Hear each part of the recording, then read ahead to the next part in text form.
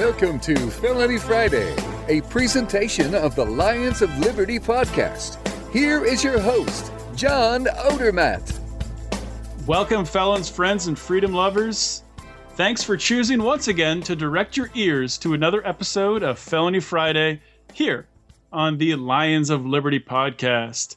Now, if you just stumbled across Lions of Liberty, you're stumbling through your iPhone, looking through iTunes, I want you to know that we actually have 3 podcasts per week here on Lions of Liberty. And what you're listening to right now is Felony Friday, and Felony Friday is published every single Friday. Now, today I'll be interviewing a guest who is very passionate about a very controversial topic. My guest today works for a conservative organization that questions the use of the death penalty. Now, I'll introduce my guest in just a minute. First, I wanted to direct you guys and let you know where you can find the show notes for today's show. And this is the 28th episode of Felony Friday. So you know that means you can find the show notes with links to everything that we're going to talk about at lionsofliberty.com/FF28. My guest today is Marc Hyden. Marc is the National Advocacy Coordinator with Conservatives Concerned about the Death Penalty. Prior to joining CCADP, he served as a campaign field representative in Florida for the National Rifle Association. Marc also has experience working as a campaign manager for a Republican congressional race in North Carolina. Prior to that, Marc also served as a legislative liaison and public affairs specialist with the Georgia Emergency Management Agency. Marc, it's wonderful to have you here on Felony Friday. John, thanks so much for having me on. Thank you for taking some time out of your busy schedule to share and talk about this important topic, the death penalty. We really haven't talked about it enough here on Felony Friday, to be quite frank with you. Personally, to me, the death penalty, I've definitely evolved in my views over the years. I know prior to becoming a libertarian, I consider myself a libertarian today. I was a conservative. I was a card-carrying Republican, and I used to be heavily in favor, 100% of the time, in favor of the death penalty. And over the past couple of years, I get more and more staunchly against it. And I do want to talk about the death penalty and talk about your views and how you got involved in that. But before we start going down that road, I just want to know, you've worked for the NRA. You have a little bit of a background working with legislation.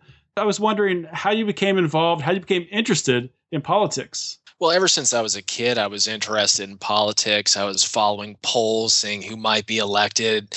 And I grew up in a very conservative household, which oftentimes voted, I can't think of a time they didn't vote for a Republican. So it was very Southern, very Christian, very conservative household. And that's probably what first got me interested in politics. But I went to Georgia State University and I majored in philosophy. So we spent a lot of time talking about, political philosophy and different theories, and that started to open my mind, and I started to be more critical of some of my own views.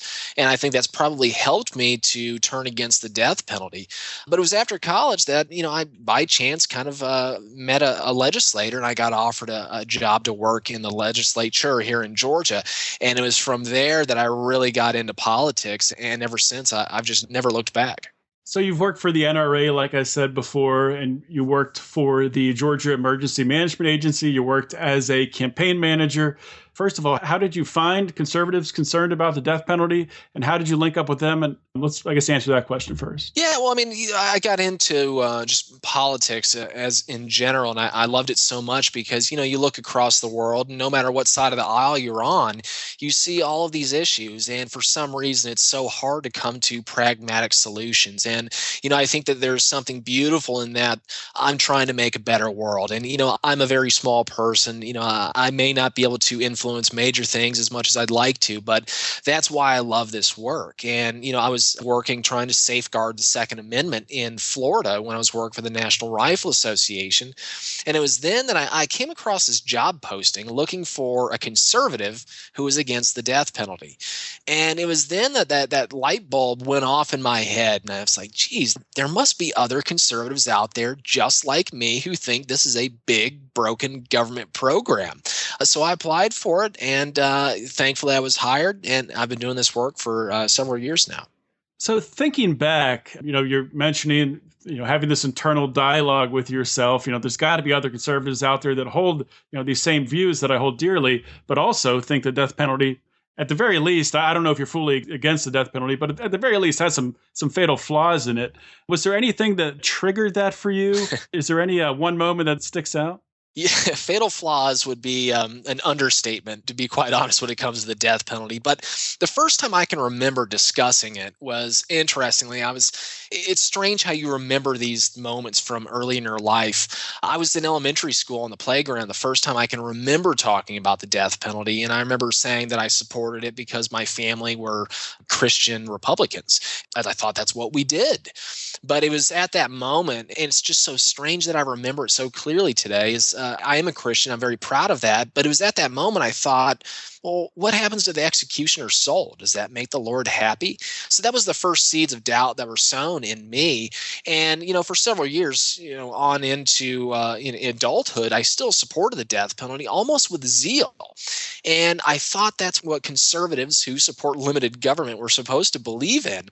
But eventually I started looking at the different studies. I saw that the death penalty costs millions more dollars in life without parole. I saw that innocent people were being sentenced to death, and that's hard to grapple with if you're pro-life. And then I found that it doesn't even deter crime. So eventually I figured that it just doesn't square with my principles of supporting pro-life policies, fiscal responsibility, and limited government. This is the same state that we don't trust to launch a healthcare website or fill potholes.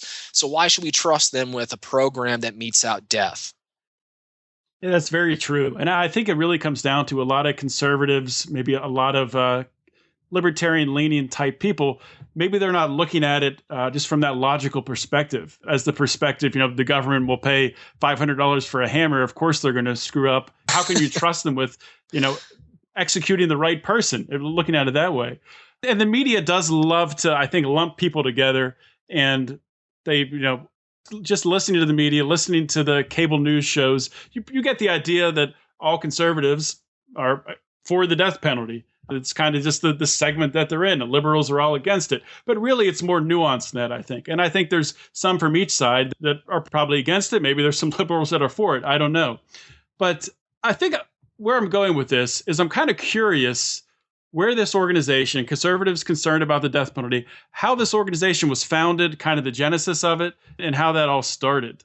Well, we actually grew out of a state organization in Montana when several conservative legislators and conservative activists came together and they had a discussion, and they all realized that they were all against the death penalty because they didn't trust the government with this kind of power, and they thought it violated their pro-life beliefs. So they formed Conservatives Concerned About the Death Penalty, a Montana group. And it filled a void that was there because conservatives didn't have their own group to voice their concerns. They didn't have a group where they could have a forum to even have these discussions. So it brought a lot of conservatives from the grassroots and raised them up. And I think some of the progress that they made in Montana is what prompted a call to have a national group. So in 2013, we launched at CPAC. And I can tell you, because I was there when we launched it, I can tell you firsthand that I was a little nervous. These are my comrades. These are my fellow conservatives. And I was a little worried about how I was going to be received by them. And it was amazing. So many people came up to us saying that they thought that they were the only conservative who opposed the death penalty. But clearly they're not, because we work with people like Michael Steele, who used to head up the RNC, Colonel Oliver North, Dr. Ron Paul, Richard Viguerie, Jay Sekulow, and many others. So we're ending that myth that's out there that all conservatives support the death penalty, because we know that that's patently false.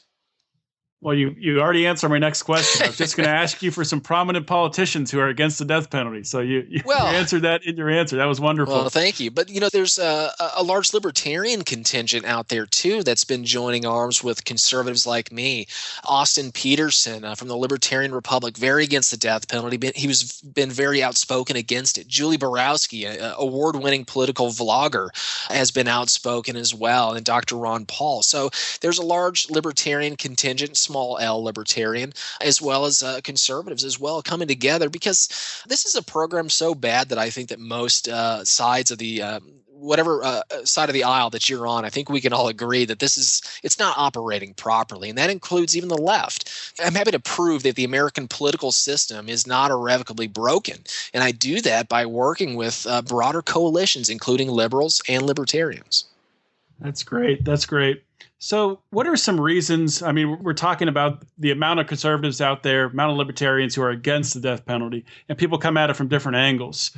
What are some reasons that you see why people are attracted to CCATDP? That's a tough acronym to say. It's a little bit long. It is. It is. Sorry, I can't fix that one at this point. But it depends on the individual.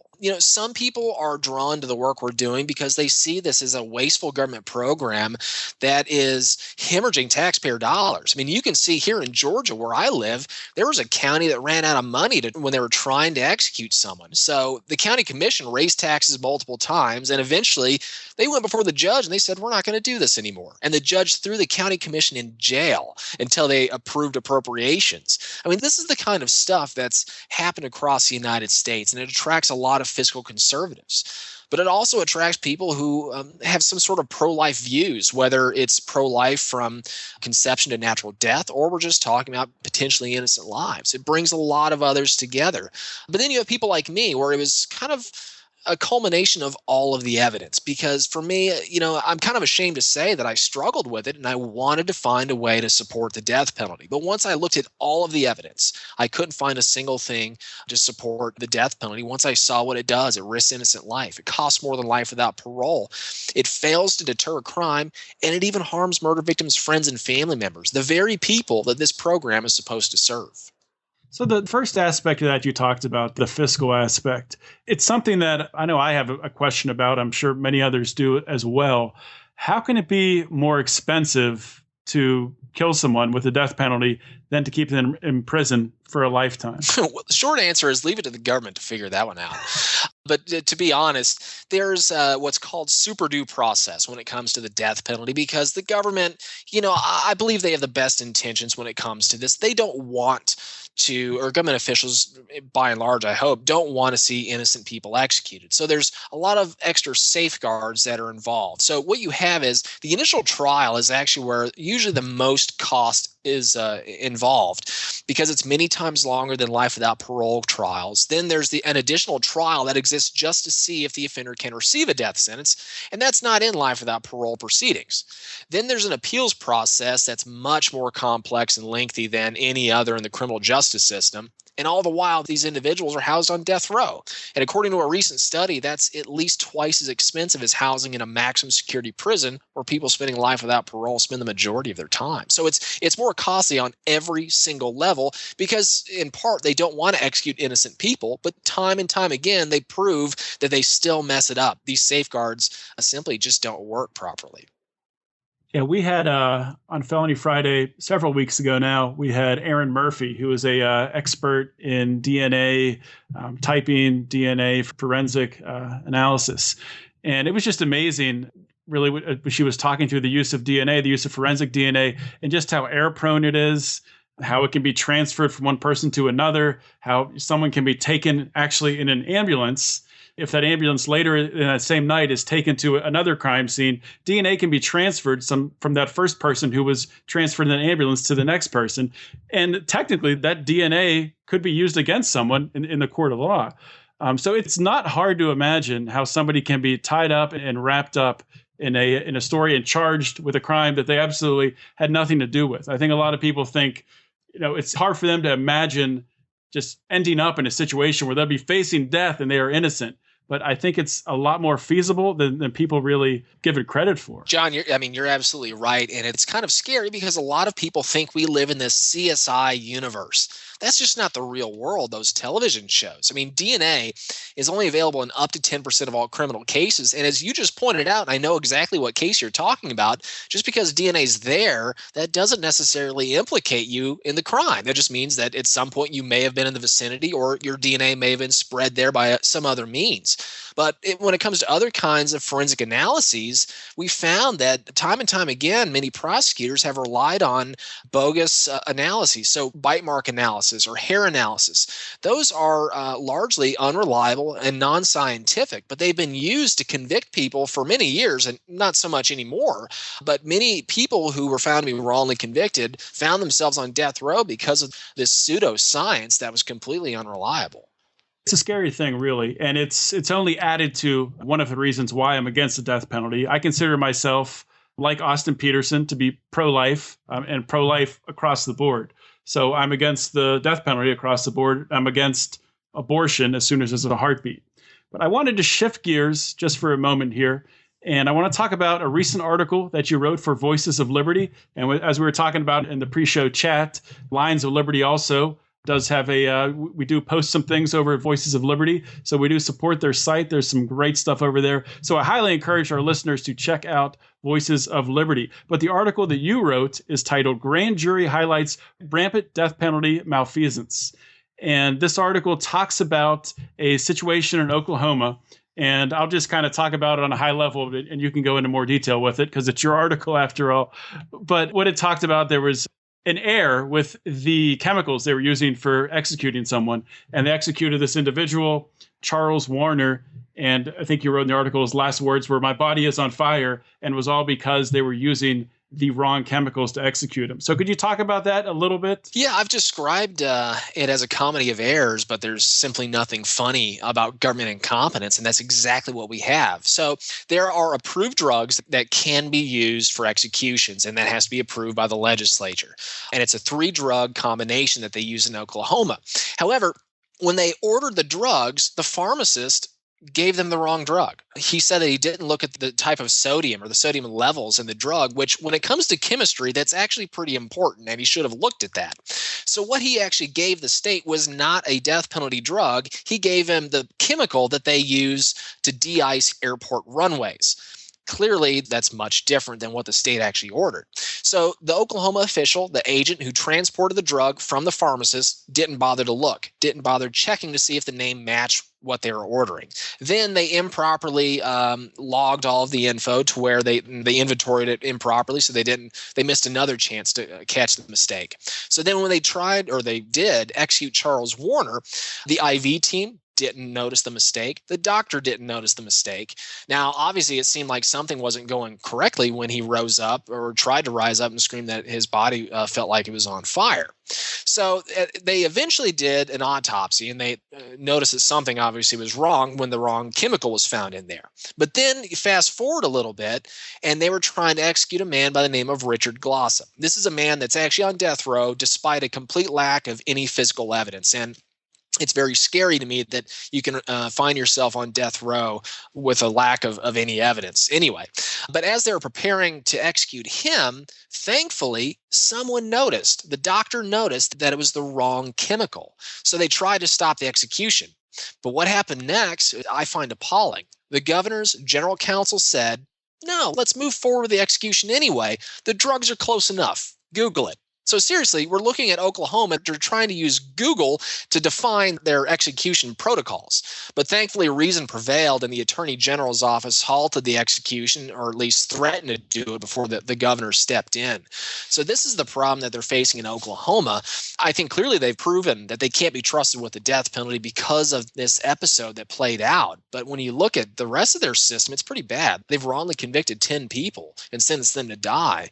It's a state that uses the death penalty quite frequently, but I think anyone that looks at the evidence can see that they shouldn't be trusted with it. It's just just like you said, a comedy of errors, but yeah, there's absolutely nothing funny about it, but it's believable. I mean, it's not hard to believe the government screwing something up as important as someone's life is at stake here, and they can't even get the proper drugs or care enough to do an investigation to find out that they had the improper chemicals in the first place. Really just a disgusting situation. I wanted to ask you another question about CCADP, and I just wanted to find out, what types of things that your organization is doing right now to either initiate some change, maybe through legislation, or just to influence opinions about the death penalty? Well, we're mainly educational in nature, although we do much more than that. We were involved in Nebraska when they repealed the death penalty, and they were the first red state to ditch the death penalty in over 40 years. That shows how much the world is changing, at least in the conservative world. And Utah almost repealed the death penalty also this year. They just ran out of time after it passed through the Senate. The House didn't have time, I guess, to consider it.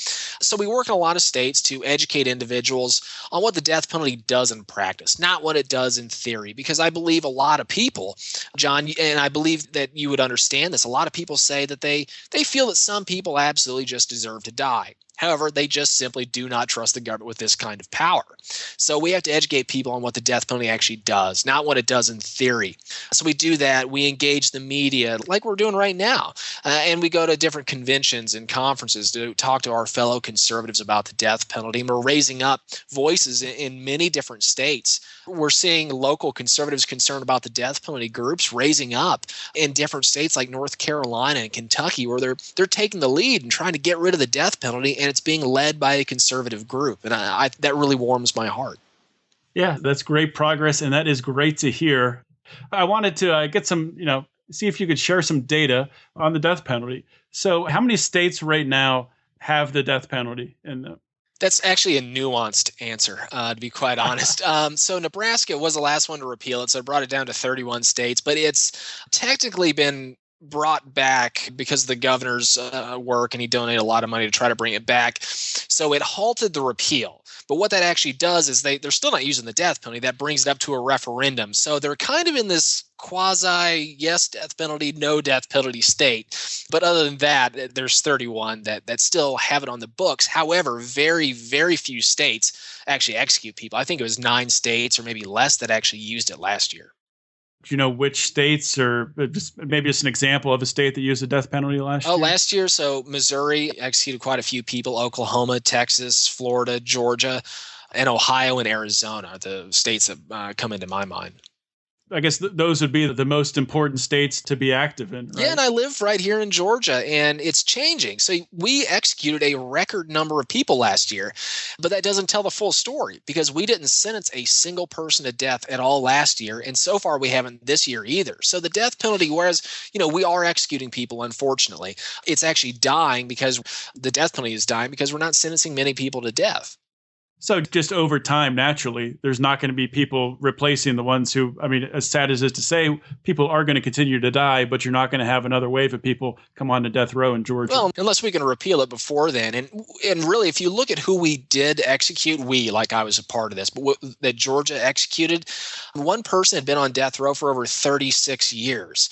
Clearly, there's no penological purpose for executing him. We executed a person with low IQ who may have qualified for what the Supreme Court calls mental retardation and an intellectual disability, or at least borderline. Another one was a woman who became a born-again Christian on death row and ministered to her fellow death row inmates and actually saved one from committing suicide. So there's no real purpose for executing a woman like that. And another person had PTSD and clearly had some issues that needed to be worked out. So we're not executing the worst of the worst. We're executing some people that have some who have found redemption, others who have some serious problems, and likely death row was not the best place for them. It's not surprising. You just mentioned individual being executed with a mental handicap, mental disabilities. And it seems, the more and more I do this show, I do this podcast, and before the show, I wrote a lot about these same things in a column under the same title, Felony Friday. And it's just amazing how the criminal justice system overall just abuses people with any sort of intellectual disabilities. And just a couple of weeks ago, we talked about a story on Felony Friday where someone had spent 36 years in solitary confinement. And it blows my mind that someone can be executed who's not all there, who has mental problems. It's weird to think about it, that I think that the way people are thinking about the death penalty, who are in favor of it, whether they realize it or not, they have to be thinking of it in a way that the world is a better place without this person alive. This is a person that needs help, but rather than try to help them in some way, you'd rather just put them to death, which is just, it blows my mind. It does. And in Georgia, we have this weird statute to where you have to prove beyond a reasonable doubt that you have a mental disability. I'm not sure exactly if you do have a disability of that sort. I don't know how you prove beyond a reasonable doubt that you have it. So hopefully the legislature will address that at some point. Yeah, that sounds like a pretty difficult thing to prove. Just a couple more questions for you, Mark. I'm not sure if you'll be able to answer this one, but I was reading about a study that's being done here in Pennsylvania. I think it's been going on for like the past 10 years, and it's been delayed 3 years. One of the things to research, and I think it's being commissioned by Penn State University, my alma mater, but they tend to do things a little more slowly, I guess, at the academic, at the higher education levels. So that's why it's taking longer. But I think one of the things they're researching are if there's any trends, any racial bias in the death penalty. Now, has your organization seen any studies like that would point to a racial bias? Oh, absolutely. And there's no shortage of studies that point out to that.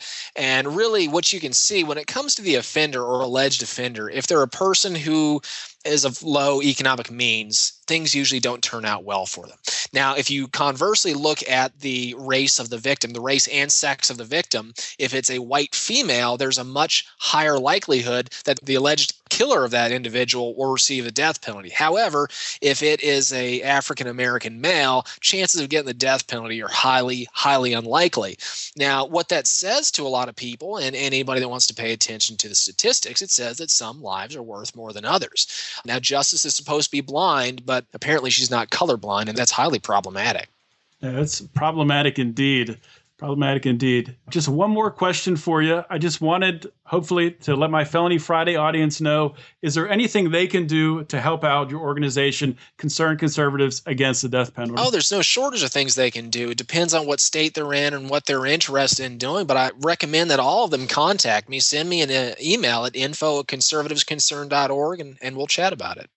Fantastic. And that website, again, is conservativesconcern.org. I will link to that in the show notes. Mark, thank you so much for taking some time out of your busy schedule to share some knowledge about the death penalty with the Felony Friday audience. Thanks for having me on, John. It was great to talk with Marc Hyden today. I really enjoyed our conversation on the death penalty. This is an extremely important topic and an extremely important topic to me. I really want to encourage you guys to check out his organization, Concerned Conservatives Against the Death Penalty. This is an incredibly important topic, and I am grateful that CCATDP continues to work towards a world without a death penalty. Now, I did kind of want to go down a little bit of a different path here and talk about something that might surprise some of you. Anyone who knows me knows that I am not a fan of Pope Francis. However, recently, Pope Francis spoke on the death penalty, and I think he's right on with what he said. I mean, in my opinion, what he said really rings true. Even if you don't believe in God, I think it makes sense just looking at it from a logical perspective.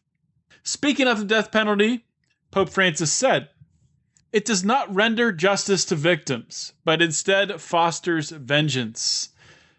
The commandment, 'Thou shalt not kill,' has absolute value and applies both to the innocent and to the guilty."